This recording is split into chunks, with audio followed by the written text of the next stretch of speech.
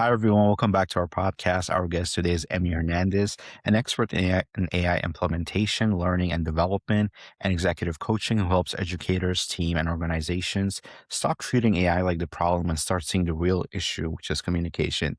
With more than 15 years of experience in curriculum design, leadership development, and coaching, Emmy has worked with teams at Microsoft, AT&T, Lyft, and Global Accelerator programs, while also serving as program manager for a $3 million NSF funded innovation initiative. Emmy, thank you so much for joining us today. Thank you, Ahmad. I'm super excited to be on your show. I appreciate the invite. Thank you. Emmy, let's start from the beginning. Tell us your story. What inspired you to start your business and what inspired you to get into the AI field? Yeah, you know what, Ahmad? I have 15 years of learning and development, and training and curriculum, especially in the tech space. So I was super involved in the tech space in Silicon Valley. And, life happened. I took a hiatus, I took a break from tech and went into a completely different field for a while. And then I had a pretty bad health scare, which happened about 2 years ago.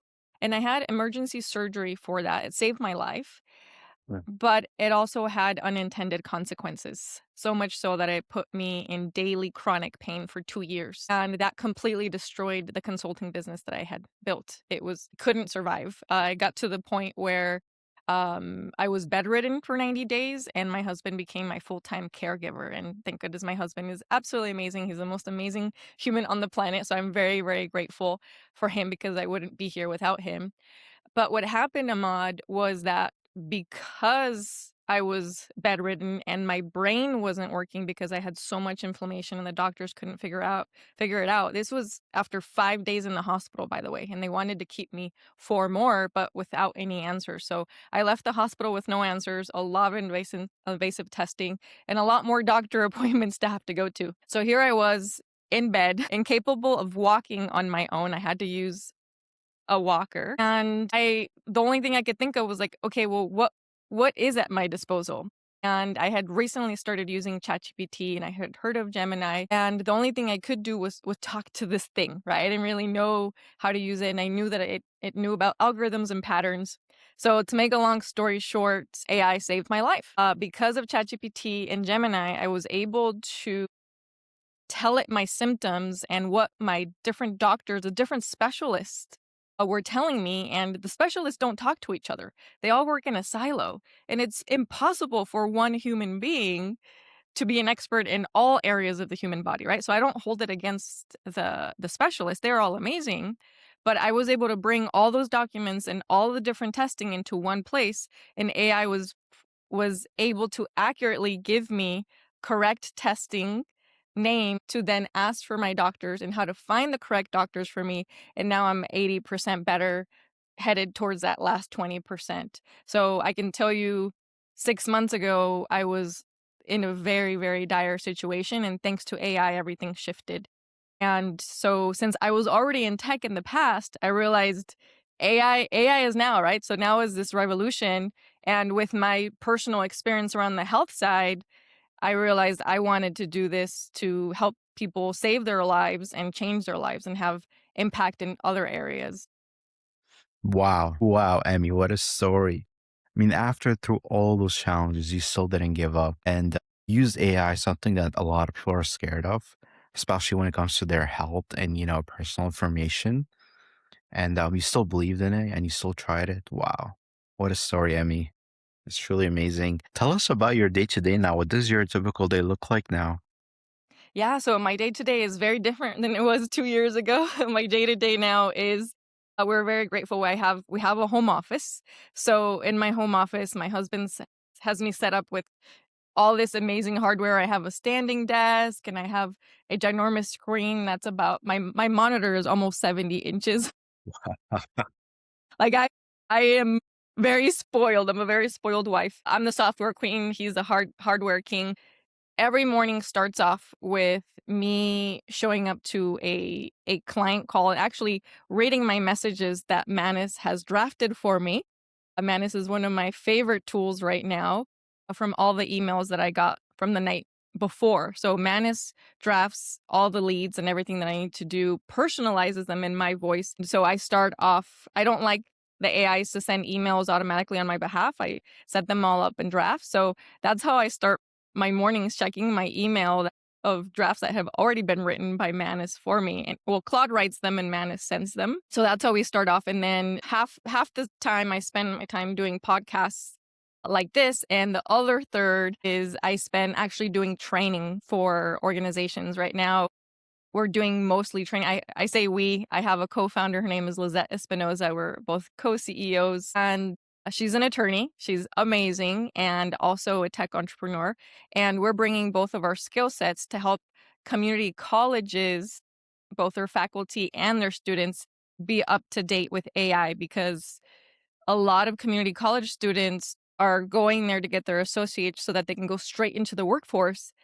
But employers are asking almost everyone for AI literacy, Yeah. and almost no one is ready for that. So we are doing our best to prepare the next generation of the AI workforce. That's amazing. That's amazing. And a lot of college students, they are scared of AI and they think AI will replace their jobs. What are your thoughts about that? Yeah, you know what? There's this is a well, first, everyone's concerns are valid, right? I'm not here to dismiss any concerns, and I can tell you I have one foot on the gas pedal and one foot on the brake. Okay. For several reasons. There's a lot of safety, privacy concerns. There's a lot of issues with AI and a lot of good that's coming with it as well. And that has happened at every single tech revolution we've had. It Yeah. happened with the printing press. It happened when we started the assembly line. This is just the new iteration. So it's very, I go back to historical moments to let Hmm. people know, like, yes, a lot of jobs that we have right now are going to disappear, but there are a lot more that's coming. And Yeah. also, don't pay attention to all of the hype. So I highly recommend to go check out, her name is Sabrina Romanoff. She's a very, very successful serial entrepreneur, and she has an incredible series on YouTube talking about some of the lies that the tech companies are posting out there about, like, oh, we laid off like 15% of our workforce because AI took over. First, that's BS, okay? A lot of it is a PR play Hmm. for them to hike their stock, okay? If you see some of the articles, you'll see that a lot of them are actually bringing some of that staff back if they do attempt to replace people, especially in the customer service side, because they realize the customers are complaining. Yeah. So just know that this is a market correction, okay? It needs to happen. Yes, some jobs will disappear, but humans will always be needed. But what is going to be important is for you to know that moving forward, it is going to be human plus AI enhancement. So I see a view of the world where it's going to be you plus your avatar applying for a job, right? So your avatar with all these skills moving forward. So there's the fear is valid, but there are solutions that you can do to set yourself up for success. Mhm. Yeah, yeah. I definitely agree with that. And I read an article like you were just saying about Amazon, they said we fired this amount of people because AI, but the real reason why they fired them was because of, like you just said, it was about money. They weren't doing well. And now they're probably hiring them again. But what I believe is that the people who use AI, who adapt to AI, who evolve with AI, they are the ones who replace people who ignore AI. Correct. Do you agree with that? Yes. So right now, here's the thing, Ahmad, that I want people to know. The only way to escape AI is to live completely off the grid. And I mean off the grid completely, where you have no access to water, no access to electricity, no access to anything. You're just living off the land in a tent, because right now AI is being imposed upon us. Whether we like it or not, AI is already being infused into everything we do without our permission. Right. Without our permission, okay? So here's my philosophy. Here's how I'm going about it. I'm like, okay, well, if this is already happening to me, how can I happen to it? Right? I want to be a part of the conversation. I want to be a part of the solutions around having the conversations around ethics and responsibility. What does responsible AI mean? What does security mean? What does privacy mean? I want to be a part of those conversations and be at that table. But if you don't even participate, then things are just going to happen to you. And then the only resource you're going to have is anger. Mhm. Yeah. And that's all you were left with. So I'd rather be a little bit angry. I'm angry enough to do something about it. I'm angry enough to go learn about it so that I can build how AI is happening instead of it just being imposed upon me. Yeah, yeah. I love that. I love that. I agree. Emmy, let's talk about your industry. What major shifts are you seeing within your industry at the moment? I know we spoke about some of them, but is there any other major shifts that you're seeing at the moment? What I'm seeing right now in the AI space is a little bit of panic from the educators, and really panic from the educators because there's this dichotomy happening of a lot of universities and colleges. They're split, right? So some of are like telling students no AI whatsoever because you will automatically be failed, Yeah. right? Yeah. And then you have other universities and colleges who are now creating curriculum. They're hiring us to come in and train their faculty and train their students and integrating the AI curriculum. So there's a major divide and a major split. And I'm of the philosophy that we need to stop this whole compliance, right? We need to stop regulating AI as if it's cheating and more integrating it as how is it a collaborator, right? Just because a student uses a calculator in geometry or in their math class, is that considered cheating or was it an asset to their learning? And Mm. that's how I see AI, right? Like people misunderstand that AI is just like something you just Google. That's not how to properly use AI. That's a super basic form of it, right? Yeah. It is meant to amplify humans.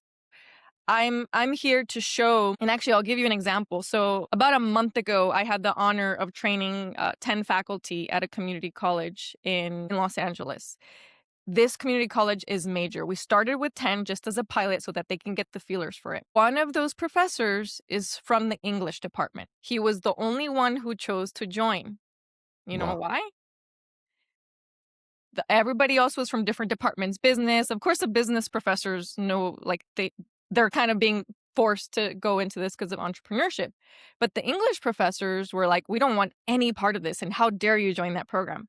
So he came and he told me after the class, he's like, Emmy, you really helped me understand a different perspective as to why you personally use AI. So I explained to him that I am a daughter of immigrants. I did not learn English until I was about 7 or 8 years old, but I Mm. became my parents' very first interpreter. My dad learned English later in life. My mom never learned English. So at a very young age, I became bilingual and I had to interpret and translate for my parents in doctor's offices and lawyers' offices and all these things, right? And not only that, later in life, I was diagnosed with ADHD and autism. So I am ADHD. And that helped me in many ways for how I learn, but not in others. My first year at UC Berkeley, I struggled so much. I didn't have a framework for learning in college at that level. I almost failed. I went from being one of the top students in my high school to being at the lower rung in college. And I didn't know what was wrong. And it's because I hadn't learned the proper way of learning, at least at the college level. And it took me a really long time to figure it out, thanks to a lot of professors who took interest in helping me. And I've Mm. been explaining to a lot of professors that for people like me who are neurodivergent and who come from a not typical background, who grew up speaking multiple languages, our brains work a little bit differently. And this is where ChatGPT and Claude, I can speak to. I wrote an entire personal article today that I posted onto Facebook and Claude over breakfast. While I was having my breakfast, I had a conversation with Claude and I wrote an entire article for me in my voice. That would have taken me it would have been infinite amount of time. You wanna know why, Ahmad? Because I wouldn't have written it. I Yeah. wouldn't have even tried. It would have felt my brain would have given up before I even tried, but now I can get my ideas out. I've always been able to speak. I've been in theater since I was 16. But the writing part of it, my brain hates it. I can never go back to college because I don't want to write papers. They seem like such a waste of time to my brain. But things that are useful, things that are practical, sign me up. Yeah, yeah. Wow, I love that. I love that. especially the geometry example that you gave. If they're using a calculator, they're not cheating, right? So Yeah. similarly, when it comes to AI, it's not like it's cheating. And I agree. I see it a lot as well. Some professors, they're like totally against it. They want to like kick you out of the university. And then there are some that are adapting to it and, they're trying to learn and how to add it to their courses. And I love how you spoke about that. Emmy, let's talk about your business. What's working really well for your business at the moment? Yeah, you know what's working really well right now? So, my co-founder and I, we kind of split responsibilities. She is a networking queen. So, she goes to a lot of networking events and she is a very well-known person in the Los Angeles community. My network is in San Francisco. I'm currently in Phoenix. We're kind of housed and we bounce around the US a lot for a lot of my health stuff that had been going on. So, because I couldn't physically go to network because of my health things, we decided to split responsibilities for lead generation. So, my business partner Lizette, she goes to a lot of in-person events. So that's how she meets a lot of people and they're like, "Yes, please, can you help us?" So we're getting a lot of leads through there. And then I split my stuff, and my best friend is Claude and Manus. So Claude finds emails through a connector app that's free called Vibe Prospecting. Highly recommend it. So if you add that connection, you can tell it to give you a list of leads that you're looking for your audience, and it finds you their actual email addresses. They're real, they're verified, and they're LinkedIn. These are all leads that you can get for free that you would have to pay thousands if you wanted to run ads on LinkedIn or Facebook. We don't pay for ads. Leads are falling into our lap. So these leads that are coming from Claude, then I have Claude is a much better writer, hands down. Okay. Claude is an amazing writer. So I have several agents that I've built with their skills who know my voice. So Claude then writes personalized emails for the people and the organization. And then I give that list as a PDF, simple PDF. I give that to Manus and say, write these emails and put them in my draft folder in my inbox. Mhm. And then I send them all out in 2 minutes. That's great. That's awesome. Now, on the other side, what's been a challenge for your business? You know what's been the challenge has been this dichotomy of like, oh, I'm so advanced. I'm an expert in a lot of things AI, and then the next day I feel like I'm back to the drawing board and I'm like, oh my goodness, I'm so far behind. Like, it feels like it's impossible to keep Yeah. up. Yeah. So I have to focus and be like, okay, wait, most of my clients are barely at the AI literacy stage. Let Yeah. me help them there. There are people who are actually building the LLMs. That's not me. That's not really so much of my interest. But it's okay if I don't know the latest and greatest of the thing that happened 5 minutes ago. As Yeah. long as I'm one step ahead of my clients, then I can help them. So I have to like emotionally regulate and also keep my ego in check and be like, okay, it's okay, right? So I have to like I've I've been an executive coach for a lot of my clients for 15 years, so I have to kind of coach myself in that space and be like, "It's okay, you're exactly where you're supposed to be." I love that. I love that. Emmy, tell us your goals for the next 6 to 12 months. Yeah, Ahmad. So the plan for the next 6 to 12 months is to bring in and our company is only about 7 months old, by the way, so it's growing super fast, is to close 2 million in grants and contract opportunities because there are so many the funds are there and organizations are trying to figure out where to put those funds to help their workforce. So we are now partnering with a lot of those people, building their curriculum for them because they have no experience. This is all brand new for everyone. So my business partner and I are literally at the leading edge of building things out for state curriculum. That's awesome. That's wonderful. That's great. If you could solve one major challenge within your business, what challenge would that be? Oh, that's a good question.